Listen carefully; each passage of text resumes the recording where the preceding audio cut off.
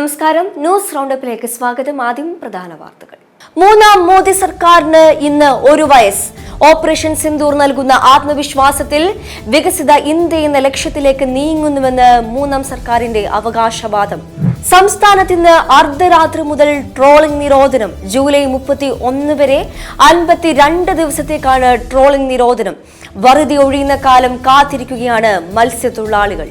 വഴിക്കടവിലെ പന്നിക്കണിയിൽ നിന്ന് ഷോക്കേറ്റ് 15കാരൻ മരിച്ച സംഭവത്തിൽ പ്രതി വിനീഷിനെതിരെ കേസെടുത്ത് വനം വകുപ്പ്. അപകടത്തിൽ പരസ്പരം കുറ്റപ്പെടുത്തി UDF-ഉം LDF-ഉം BJP-യും.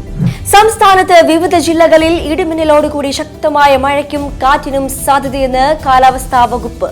തിരുവനന്തപുരം ജില്ലയിൽ ഒറ്റപ്പെട്ടയിടങ്ങളിൽ ഇടിമിന്നലോടുകൂടിയ മഴയ്ക്കും മണിക്കൂറിൽ 40 കിലോമീറ്റർ വരെ വേഗതയിൽ ശക്തമായ കാറ്റിനും സാധ്യത. വാർത്തകൾ വിശദമായി. മൂന്നാം മോദി സർക്കാരിന് ഇന്ന് 1 വയസ്സ്. ലോക്സഭാ തെരഞ്ഞെടുപ്പിലെ തിരിച്ചടി മറികടന്ന് പ്രതിച്ഛായ തിരിച്ചുപിടിക്കുന്ന കാഴ്ചയാണ് മൂന്നാം മോദി സർക്കാരിന്റെ ആദ്യ വർഷം കണ്ടത്. ഹരിയാനയിലും മഹാരാഷ്ട്രയിലും ഡൽഹിയിലും തെരഞ്ഞെടുപ്പിൽ നേടിയ അട്ടിമറി വിജയങ്ങളാണ് മോദിക്ക് ആദ്യ വർഷം വലിയ കരുത്തായത്. ഓപ്പറേഷൻ സിന്ദൂർ നൽകുന്ന ആത്മവിശ്വാസത്തിൽ വികസിത ഇന്ത്യ എന്ന പ്രഖ്യാപിത ലക്ഷ്യത്തിലേക്ക് നീങ്ങുന്നുവെന്നാണ് മൂന്നാം സർക്കാരിന്റെ അവകാശവാദം. മൂന്നാം ടേമിൽ ഭരണത്തിലേറി 2ാം മാസം പ്രഖ്യാപിച്ച ഹരിയാന തെരഞ്ഞെടുപ്പിലെ അട്ടിമറി വിജയം രാജ്യത്തെ രാഷ്ട്രീയ കാലാവസ്ഥയെ തന്നെ മാറ്റിമറിച്ചിരുന്നു. ഭരണവിരുദ്ധ വികാരം BJP-ക്ക് തിരിച്ചടിയാകുമെന്ന് കണ്ട് മനോഹർലാൽ ഖട്ടറിനെ മാറ്റി OBC വിഭാഗത്തിൽ നിന്നും നയാബ് സിംഗ് സൈനിയെ മുഖ്യമന്ത്രിയാക്കിയും ജാട്ട് ഇതര വോട്ടുകൾ ഏകീകരിച്ചുമുള്ള അമിത്ഷായുടെ പരീക്ഷണം വിജയം കണ്ടു. ലോക്സഭാ തെരഞ്ഞെടുപ്പ് ഫലത്തിന്റെ അമിത ആത്മവിശ്വാസത്തിൽ സംസ്ഥാനത്ത് വലിയ തിരിച്ചുവരവിനൊരുങ്ങിയ കോൺഗ്രസിന് കനത്ത തിരിച്ചടി നൽകിക്കൊണ്ടാണ് BJP കരുത്തുകാട്ടിയത്. 1ഉം 2ഉം ടേമിൽ മോദി സർക്കാരിന് വലിയ തലവേദനയായ കർഷക സമരം പ്രതിസന്ധിയെ അല്ലെന്ന സന്ദേശവും ആ തെരഞ്ഞെടുപ്പ് ഫലം നൽകി. നവംബറിൽ നടന്ന മഹാരാഷ്ട്ര തെരഞ്ഞെടുപ്പിലും പ്രവചനങ്ങൾ കാറ്റിൽ പറത്തിക്കൊണ്ട് BJP കുതിച്ചു. ജാർഖണ്ഡിൽ ED കേസിൽ അറസ്റ്റിലായ ജയിലിൽ നിന്നിറങ്ങിയ ഹേമന്ത് സോറൻ വിജയിച്ചതാണ് ഇന്ത്യ മുന്നണിക്കുണ്ടായ ഏക ആശ്വാസം. 6 വർഷങ്ങൾക്ക് ശേഷം തെരഞ്ഞെടുപ്പ് നടന്ന ജമ്മു കാശ്മീരിലും BJP മികച്ച പ്രകടനം കാഴ്ചവെച്ച പ്രധാന പ്രതിപക്ഷമായതും വലിയ നേട്ടമായി. അതേസമയം 27 വർഷങ്ങൾക്ക് ശേഷമുള്ള രാജ്യതലസ്ഥാനത്തെ തിരിച്ചുവരവ് പാർട്ടിയിൽ മോദിയുടെ സർവാധിപത്യം ഊട്ടിയുറപ്പിച്ചു. പിന്നാലെ മെയ് 7-ന് പാകിസ്ഥാനിലെ ഭീകര കേന്ദ്രങ്ങൾ ഓപ്പറേഷൻ സിന്ദൂറിലൂടെ സൈന്യം തകർത്തതും പാകിസ്ഥാന്റെ ആക്രമണവുമെല്ലാം മറ്റൊരു ഇന്ത്യ പാക് യുദ്ധമെന്ന പ്രതീതി സൃഷ്ടിച്ചു. കേന്ദ്ര സർക്കാരിന് ഏറെ നിർണായകമായ ബീഹാർ തെരഞ്ഞെടുപ്പിലും മോദി ഇത് നേട്ടമായി ഉയർത്തിക്കാട്ടുമെന്ന് ഉറപ്പാണ്. News desk M5 news. മൂന്നാം മോദി സർക്കാരിന്റെ 1ാം വാർഷികാഘോഷങ്ങൾക്ക് ഇന്ന് തുടക്കമായി. 11 വർഷം കൊണ്ട് വിവിധ മേഖലകളിൽ രാജ്യം പരിവർത്തനത്തിന് സാക്ഷിയായെന്ന് മോദി എക്സിൽ കുറിച്ചു. 11 വർഷം കൊണ്ട് അതിവേഗം വളരുന്ന സമ്പദ് വ്യവസ്ഥയായി മാറുക മാത്രമല്ല, കാലാവസ്ഥാ വ്യതിയാനം ഉൾപ്പെടെ വിഷയങ്ങളിൽ ഇന്ത്യ ആഗോള ശബ്ദമായെന്നും പ്രധാനമന്ത്രി നരേന്ദ്രമോദി എക്സിൽ കുറിച്ചു. വിവിധ മേഖലകളിലുള്ള പരിവർത്തനത്തിന് രാജ്യം സാക്ഷിയായെന്നും മോദി ചൂണ്ടിക്കാട്ടി. സംസ്ഥാനത്ത് ഇന്ന് അർദ്ധരാത്രി മുതൽ ട്രോളിംഗ് നിരോധനം. ജൂലൈ 31 വരെ 52 ദിവസത്തേക്കാണ് ട്രോളിംഗ് നിരോധനം. വറുതി ഒഴിയുന്ന കാലം കാത്തിരിക്കുകയാണ് മത്സ്യത്തൊഴിലാളികൾ. പ്രതീക്ഷിച്ചതിനു മുന്നേ എത്തിയ കാലവർഷക്കലിയും കപ്പൽ മുങ്ങിയതുമായി ബന്ധപ്പെട്ടുണ്ടായ ബുദ്ധിമുട്ടുകളും മത്സ്യത്തൊഴിലാളികളെ കുറച്ചൊന്നുമല്ല വലച്ചത്. മത്സ്യസമ്പത്ത് സുസ്ഥിരമായി നിലനിർത്തുന്നതിനും ശാസ്ത്രീയ മത്സ്യബന്ധനം ഉറപ്പാക്കുന്നതിൻ്റെയും ഭാഗമായാണ് ട്രോളിംഗ് നടപ്പിലാക്കുന്നത്. എന്നാൽ മത്സ്യത്തൊഴിലാളികളും അനുബന്ധ തൊഴിലാളികളും അടക്കം സംസ്ഥാനത്തെ 2.75 ലക്ഷം പേരുടെ ജീവിതം ദുരിതത്തിലാകും. നിരോധനം ബാധകമല്ലാത്ത പരമ്പരാഗത വള്ളങ്ങളെ തൊഴിലാളികൾ ആശ്രയിക്കുമെങ്കിലും തുച്ഛമായ വരുമാനമേ ലഭിക്കൂ. സർക്കാർ അനുവദിക്കുന്ന സൗജന്യ റേഷൻ ഒരാഴ്ചത്തേക്ക് പോലും തികയില്ല. അതിനാൽ സർക്കാരിൻ്റെ ഭാഗത്തു നിന്ന് സാമ്പത്തിക പരിരക്ഷ വേണം. കപ്പൽ തകർന്നതുമായി ബന്ധപ്പെട്ട് സർക്കാർ പ്രഖ്യാപിച്ച തുകയും അപര്യാപ്തമാണെന്ന് സംസ്ഥാന മത്സ്യത്തൊഴിലാളി യൂണിയൻ പ്രസിഡന്റ് ചാൾസ് ജോർജ്. മത്സ്യമേഖലയെ സർക്കാർ കൈവിടരുതെന്നാണ് തൊഴിലാളികളും പറയുന്നത്. News desk M5 news. കണ്ടെയ്നറിൽ നിന്നും പുറന്തള്ളിയ മാലിന്യം തീരത്ത് നിന്നും എത്രയും വേഗം നീക്കം ചെയ്യണമെന്നാവശ്യപ്പെട്ട് മത്സ്യത്തൊഴിലാളികൾ സെക്രട്ടേറിയറ്റിലേക്ക് മാർച്ച് സംഘടിപ്പിച്ചു. സ്വതന്ത്ര മത്സ്യത്തൊഴിലാളി ഫെഡറേഷന്റെ നേതൃത്വത്തിൽ സംഘടിപ്പിച്ച മാർച്ച് ഫാദർ യൂജിൻ പെരേര ഉദ്ഘാടനം ചെയ്തു. എൽസാ-3 കപ്പലിൽ നിന്നും പുറത്തുവന്ന മാലിന്യങ്ങൾ തീരദേശത്ത് അടിഞ്ഞുകൂടിയിട്ട് നാള് കുറച്ചായി. മാലിന്യം നീക്കം ചെയ്യാനുള്ള യാതൊരു നടപടികളും സർക്കാരിന്റെ ഭാഗത്തു നിന്നും ഇതുവരെ ഉണ്ടായിട്ടില്ല. ഇതിനെതിരെ സർക്കാർ നടപടി സ്വീകരിക്കണമെന്നാവശ്യപ്പെട്ടുകൊണ്ട് സ്വതന്ത്ര മത്സ്യത്തൊഴിലാളി ഫെഡറേഷന്റെ നേതൃത്വത്തിൽ സെക്രട്ടേറിയറ്റിലേക്ക് മാർച്ച് നടത്തി. പലതരത്തിലുള്ള അപകടകരമായ പ്ലാസ്റ്റിക് മാലിന്യങ്ങളാണ് തീരത്തടിഞ്ഞിട്ടുള്ളത്. ലത്തീൻ അതിരൂപത വികാരി ഫാദർ യൂജിൻ പെരേരയാണ് സമരം ഉദ്ഘാടനം ചെയ്തത്. തീരദേശത്തടിഞ്ഞ മാലിന്യങ്ങൾ ചാക്കിൽ കെട്ടി സെക്രട്ടേറിയറ്റിന് മുന്നിൽ വാരിയെറിഞ്ഞാണ് മത്സ്യത്തൊഴിലാളികൾ പ്രതിഷേധിച്ചത്. വ്യക്തമായൊരു നടപടി സർക്കാരിന്റെ ഭാഗത്തു നിന്നും ഉണ്ടായിട്ടില്ല എങ്കിൽ മാലിന്യങ്ങൾ വീണ്ടും സെക്രട്ടേറിയറ്റിന് മുന്നിൽ എത്തുമെന്ന ഉറച്ച തീരുമാനത്തിലാണ് തീരദേശ നിവാസികൾ. M5 news, Thiruvananthapuram. നമ്മുടെ ചീഫ് സെക്രട്ടറി കേരളത്തിലെ മത്സ്യത്തൊഴിലാളികളോട് മാപ്പ് പറയണം. മാപ്പ് പറയാത്ത പക്ഷം വരും ദിവസങ്ങളില് ഈ സെക്രട്ടേറിയറ്റ് പഠിക്കില്ല. മത്സ്യത്തൊഴിലാളികളുടെയും കേരളത്തിലെ പൊതുസമൂഹത്തിന്റെയും ഈ സംസ്ഥാനത്തെ പരിസ്ഥിതി പ്രവർത്തകരുടെയും ഒക്കെ വലിയ വേലിയേറ്റമുണ്ടാകും. ചീഫ് സെക്രട്ടറി ഇങ്ങനെ ഒരു പ്രസ്താവന നടത്തണമെങ്കിൽ അതിന്റെ സാങ്കത്യം എന്താണ്? എന്ത് ഔദ്യോഗിക ബന്ധമാണ്? MSC കമ്പനി ഒരു ക്രൂരമായ കുറ്റകൃത്യം ചെയ്ത ഈ സംസ്ഥാനത്തിന് ഒരു വലിയ ദുരന്തം സൃഷ്ടിച്ച MSC കമ്പനിയുമായി നമ്മുടെ സംസ്ഥാനത്തിന്റെ ഔദ്യോഗികമായ ഈ ദിവസങ്ങളിൽ നമുക്ക് കാണാൻ സാധിക്കുന്നതാണ്. നമ്മുടെ സംസ്ഥാനത്തിന്റെ ഔദ്യോഗികമായ ബന്ധമാണ് ചീഫ് സെക്രട്ടറി പ്രകടിപ്പിച്ചത്. ഈ വാർത്ത വരുന്നതിന് 3 ദിവസം മുമ്പ് ഈ വിഴിഞ്ഞം അന്താരാഷ്ട്ര തുറമുഖത്തിൽ ആശാവർക്കർമാരുടെ വേതനം വർദ്ധിപ്പിക്കണമെന്ന് ആവശ്യപ്പെട്ട് സെക്രട്ടേറിയറ്റിന് മുന്നിൽ നടക്കുന്ന രാപ്പകൽ സമരം 120 ദിവസം പൂർത്തിയായി. സർക്കാരിന്റെ ഭാഗത്തു നിന്നും അനുകൂല നടപടി ഉണ്ടാകാത്ത സാഹചര്യത്തിൽ നിലമ്പൂരിൽ സർക്കാരിനെതിരെ പ്രചാരണത്തിന് ഇറങ്ങുമെന്ന് ആശാവർക്കർമാർ അറിയിച്ചു. ആശാവർക്കർമാരുടെ വേതനം വർദ്ധിപ്പിക്കണമെന്ന് ആവശ്യപ്പെട്ടുകൊണ്ട് സെക്രട്ടേറിയറ്റിനു മുന്നിൽ നടക്കുന്ന രാപ്പകൽ സമരം 120 ദിവസം പൂർത്തീകരിക്കുമ്പോഴും ആശാവർക്കർമാരുടെ നിസ്സഹായ അവസ്ഥയ്ക്ക് നേരെ സർക്കാർ കണ്ണു തുറക്കുന്നില്ല. എന്നാൽ തങ്ങളുടെ അവകാശവാദത്തിനു വേണ്ടിയുള്ള സമരം നിലമ്പൂരിലേക്ക് നീട്ടുകയാണ് ആശാവർക്കർമാർ. തങ്ങളെ മനസ്സിലാക്കാത്ത സർക്കാരിനെതിരെ നിലമ്പൂരിൽ ശബ്ദമുയർത്താനാണ് അടുത്ത നീക്കം.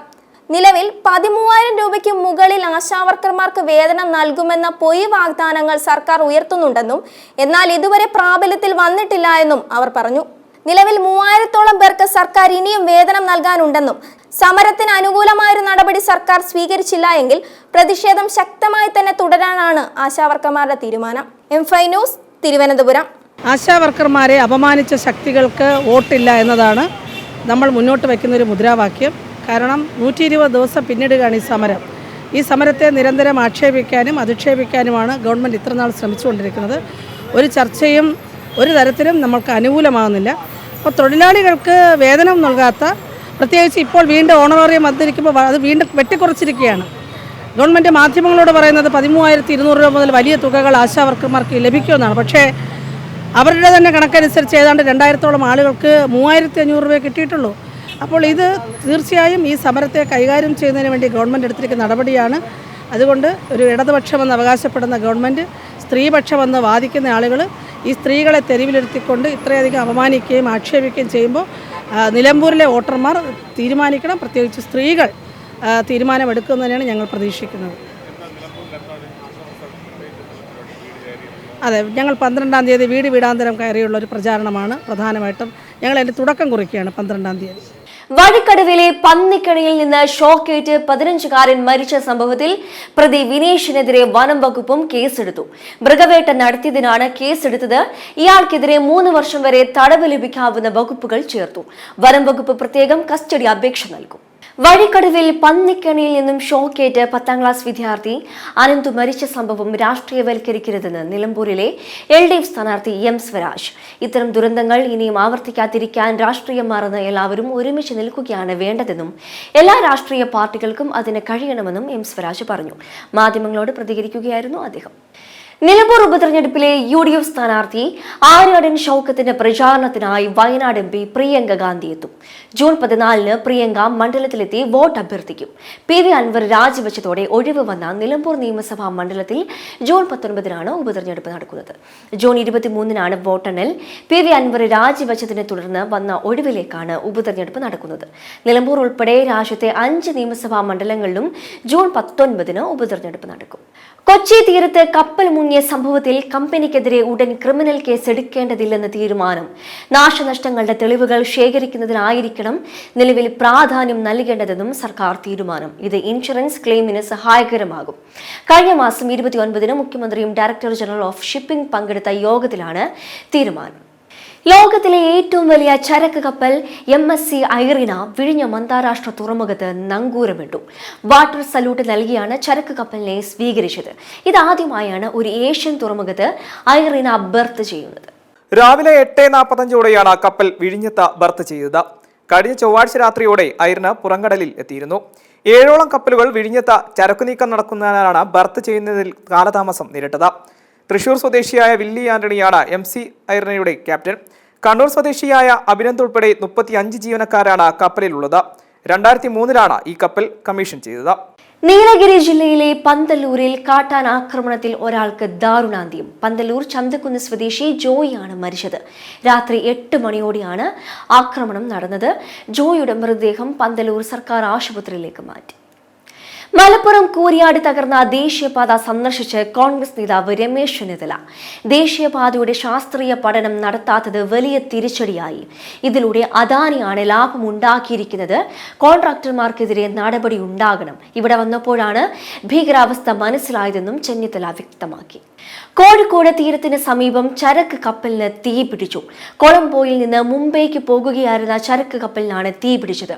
കപ്പലിൽ 40 ജീവനക്കാർ ഉണ്ടെന്നാണ് വിവരം. 50ഓളം കണ്ടെയ്നറുകൾ കടലിലേക്ക് പതിച്ചതായാണ് റിപ്പോർട്ട്. ബേപ്പൂർ അഴീക്കൽ തുറമുഖങ്ങൾക്കിടയിലാണ് അപകടം. ബേപ്പൂരിൽ നിന്ന് 45 നോട്ടിക്കൽ മൈൽ അകലെയാണ് തീപിടുത്തമുണ്ടായത്. മേഘാലയയിൽ വെച്ച് കാണാതെയായ നവദമ്പതികളിൽ ഭർത്താവിനെ മരിച്ച നിലയിൽ കണ്ടെത്തിയ സംഭവത്തിൽ നിഗൂഢത നീങ്ങുന്നു. ഭാര്യ സോനമാണ് ഭർത്താവിനെ കൊലപ്പെടുത്താൻ ക്വട്ടേഷൻ നൽകിയതെന്ന് പോലീസ്. ഖാസിപൂരിലെ ഒരു ദാബയിൽ നിന്നാണ് അബോധാവസ്ഥയിൽ പോലീസ് ഭാര്യ സോനത്തെ കണ്ടെത്തിയത്. തുടർന്ന് ഖാസിപൂർ മെഡിക്കൽ കോളേജിലേക്ക് ചികിത്സയ്ക്കായി കൊണ്ടുപോവുകയായിരുന്നു. ഇവിടെ നിന്ന് യുവതി പോലീസിന് മുന്നിൽ കീഴടങ്ങിയതോടെ അറസ്റ്റ് രേഖപ്പെടുത്തുകയായിരുന്നുവെന്ന് പോലീസ് പറഞ്ഞതായി NDTV റിപ്പോർട്ട് ചെയ്തു. ഭാരതാംബ ചിത്രത്തിൽ വിശദീകരണവുമായി ഗവർണർ രാജേന്ദ്ര വിശ്വനാഥ് അർലേക്കർ. ഭാരതമാതാവ് എല്ലാത്തിനും മുകളിലാണെന്നും അത് ചർച്ചാ വിഷയമാക്കേണ്ട കാര്യമില്ലെന്നും ഗവർണർ അറിയിച്ചു. സ്വന്തം അമ്മയെ ആരെങ്കിലും ചർച്ചാ വിഷയമാക്കുമോ എന്നും ഗവർണർ ചോദ്യമുന്നയിച്ചു. ഭാരത് മാതയെക്കുറിച്ച് ചിന്തിക്കാത്തവർ പോലും ഇപ്പോൾ ജയ് വിളിക്കുന്നുവെന്നാണ് ഗവർണർ CPIക്ക് മറുപടി നൽകിയത്. Thiruvananthapuram Sree Chitra Tirunal institute for medical science and ടെക്നോളജിയിലെ ശസ്ത്രക്രിയാ പ്രതിസന്ധി പരിഹരിക്കാൻ നീക്കം സജീവം. HLLന് കീഴിലുള്ള അമൃത് ഫാർമസി വഴി ശസ്ത്രക്രിയാ ഉപകരണങ്ങൾ എത്തിക്കും. ഒരാഴ്ചയ്ക്കുള്ളിൽ ശസ്ത്രക്രിയകൾ പുനരാരംഭിക്കും. മുംബൈയിൽ ട്രെയിനിൽ നിന്ന് വീണ് 5 പേർ മരിച്ചു. മുംബൈയിൽ നിന്ന് ഛത്രപതി ശിവജി മഹാരാജ് ടെർമിനലിലേക്ക് പോയ സബർബൻ ട്രെയിനിലായിരുന്നു അപകടം. അമിതമായ തിരക്കാണ് അപകട കാരണമെന്ന് റെയിൽവേ അറിയിച്ചു. ഗുരുതരമായി പരിക്കേറ്റ 5 പേരെ ആശുപത്രിയിൽ എത്തിച്ചെങ്കിലും മരണപ്പെടുകയായിരുന്നു. ഇനി കാലാവസ്ഥ.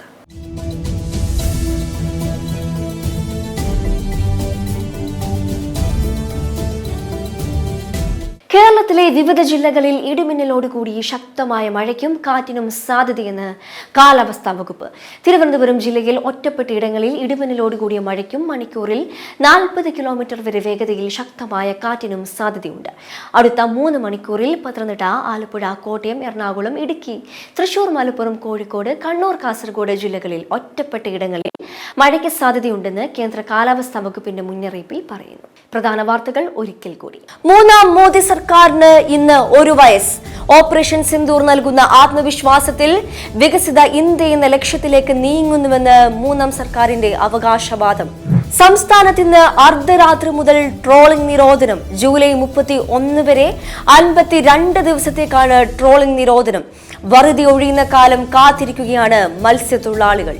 വഴിക്കടവിലെ പന്നിക്കണിയിൽ നിന്ന് ഷോക്കേറ്റ് 15കാരൻ മരിച്ച സംഭവത്തിൽ പ്രതി വിനീഷിനെതിരെ കേസെടുത്ത് വനം വകുപ്പ്. അപകടത്തിൽ പരസ്പരം കുറ്റപ്പെടുത്തി UDFും LDFും BJPയും. സംസ്ഥാനത്ത് വിവിധ ജില്ലകളിൽ ഇടിമിന്നലോടുകൂടി ശക്തമായ മഴയ്ക്കും കാറ്റിനും സാധ്യതയെന്ന് കാലാവസ്ഥാ വകുപ്പ്. തിരുവനന്തപുരം ജില്ലയിൽ ഒറ്റപ്പെട്ടയിടങ്ങളിൽ ഇടിമിന്നലോടുകൂടിയ മഴയ്ക്കും മണിക്കൂറിൽ 40 കിലോമീറ്റർ വരെ വേഗതയിൽ ശക്തമായ കാറ്റിനും സാധ്യത. ഇതോടെ ന്യൂസ് റൗണ്ട് പൂർണ്ണമാകുന്നു. നമസ്കാരം.